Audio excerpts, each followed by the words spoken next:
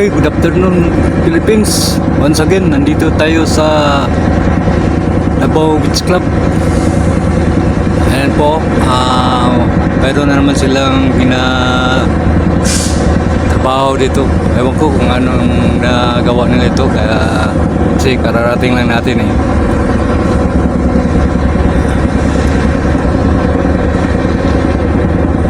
Parang pinukumpak yung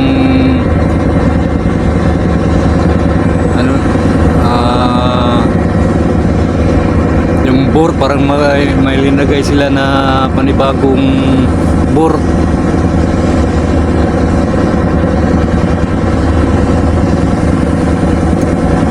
Parang may schedule na ito na trabaho no?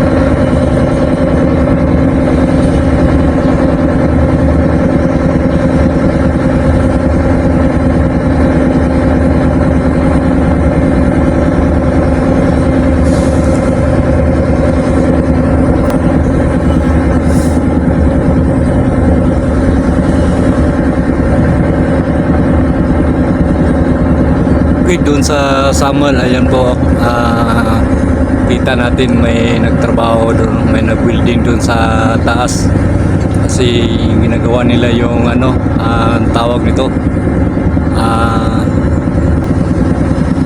form travelers. Ayan, symbol to cantilever, balancer. May nag-comment pala sa atin yung nakaraan, yun pala ang tawag dyan. Maraming salamat sa nag-comment, no? Hindi na natin alam kung anong pangalan yan. Si Jean Green. Shout out nga pala sa iyo, Jean Green. Maraming salamat sa comment mo. Dagdag kaalaman natin yan, no? Sana mayroon pang mag-comment dyan na kung ano ang alam nila sa paggawa ng tulay. Hindi rin natin alam eh. Maraming salamat sa iyo, Jean Green. Yan pala ang tawag dyan, form traveler. Symbol to cantilever, balancer pala yan.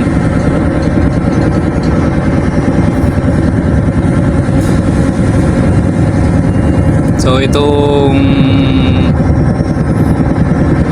tulay na ito, disenyo ito para sa madali ang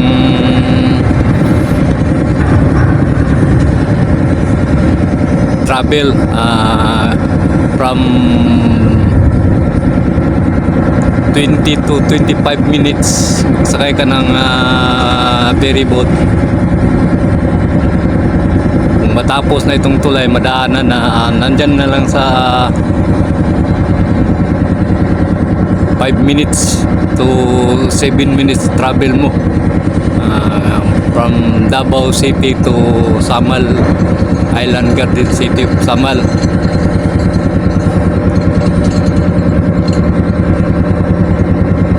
Ito yung makaikayat ito ng maraming trabaho at saka turista, no?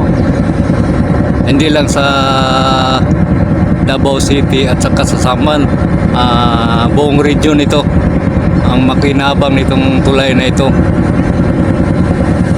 Kasalin nyo na rin yung Luzon, Visayas, kasi may naga-bisita dito sa atin, taga Luzon, sa Visayas. Punta sila ng Samal.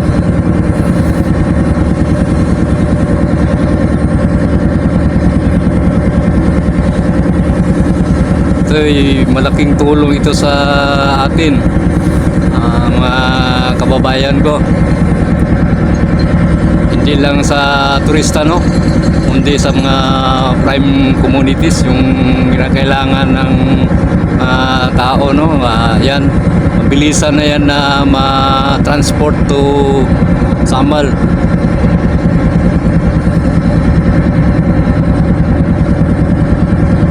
Saka mga trabaho, no, makabigay ito ng mabuting trabaho, serbisyo, kaya ng mga emergency, no. Na-experience ko rin noon yung, kasi may bayaw ako dyan sa Samal nadala yun sa hospital. Matagal ang travel nila, maghintay pa ng ferryboat. So kung matapos na ito, napakaganda ito lahat madali na lang.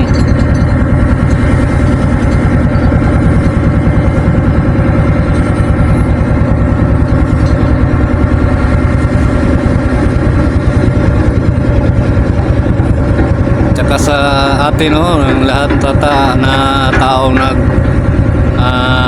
babayad ng tax katulad ko, ito yung dan ng ating tax. Hindi ako nagkamali. Ayan na po.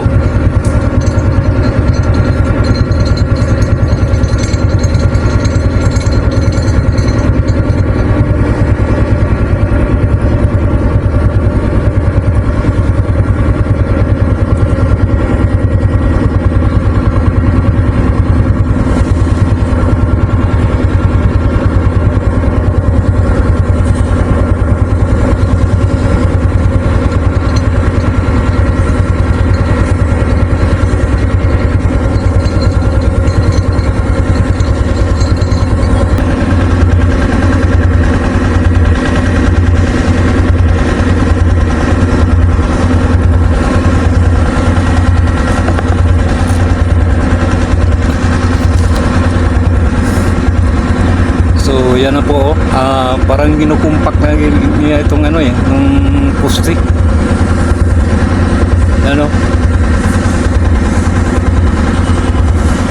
Parang dito na naman sila magtrabaho. Yan, kita natin, no. So may schedule na talaga dito. Gawa na nila ng isa na naman panibagong poste.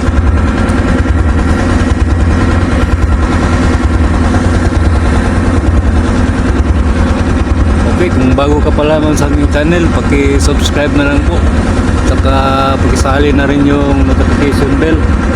Saka like and share para updated kayo sa lahat ko ng videos na gagawin ko. At makatulong na rin sa aking munting channel. Maraming salamat.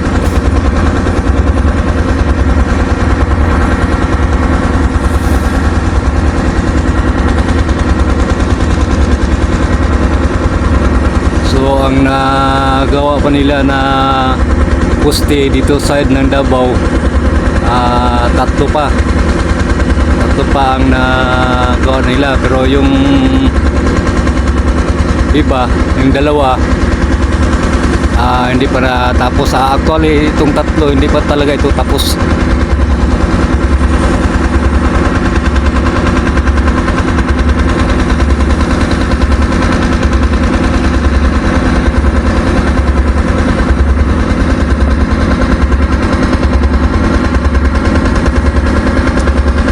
Ayan o, ito may na-assemble na sila na parang dowel siguro ito eh.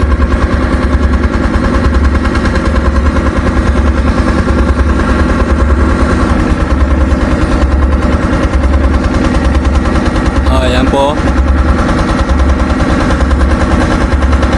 Ito naman isang maliit na puste. Samantalang iniwan ba nila? Kasi kunti na lang ang trabahuin dyan eh. Yan, ito na naman po. Ayan o. Yan pang na trabaho nila. Saka dun sa Samuel, ayan o. Simbol na nila yung cantilever balancer. Yan, may tao doon na nag-building oh.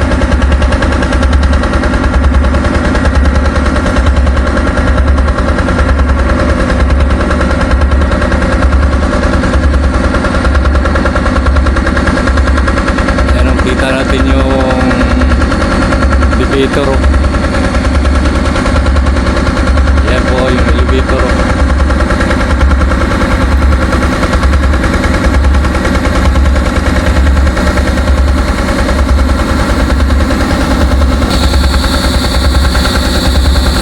Makyat na naman yung elevator. Parang may inatid na naman na siguro light materials ito.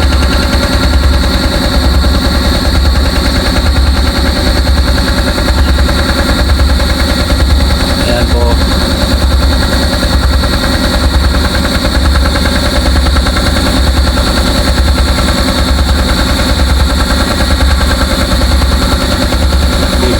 Tayo sa kabila, nakita ko sa inyo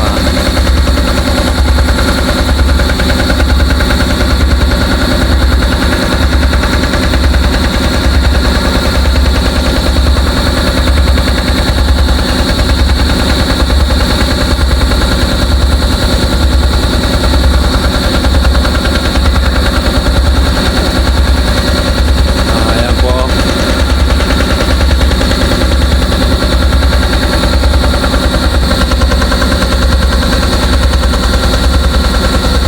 Parang may binunot sila o ano ito?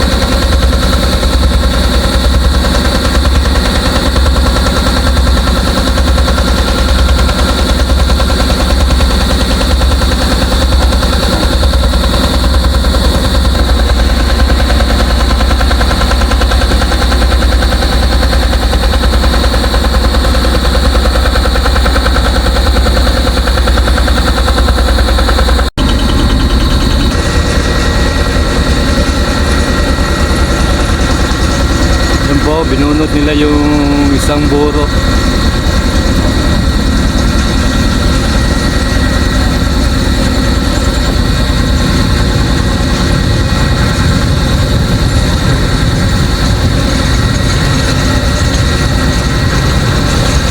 Saan na ito gagamitin no? Na binunot na nila.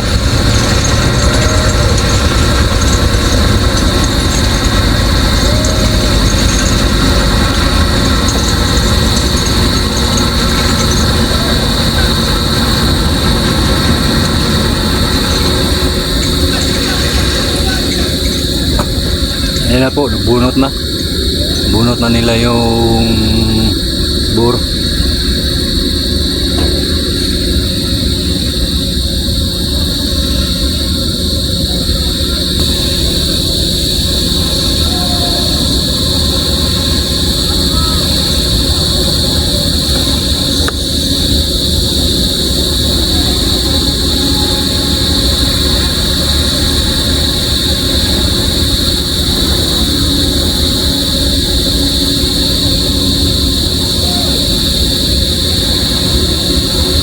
po may namamangka dito. Ewan ko kung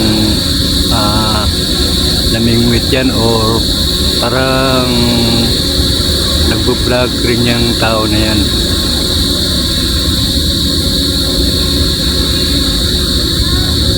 Parang kamera yung hawak niya eh.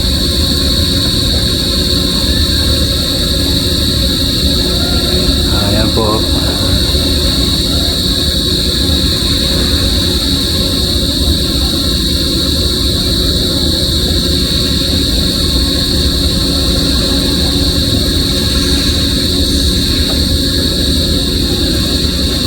Okay, hanggang dito lang po tayo. Sana nagustuhan yung video kong ito.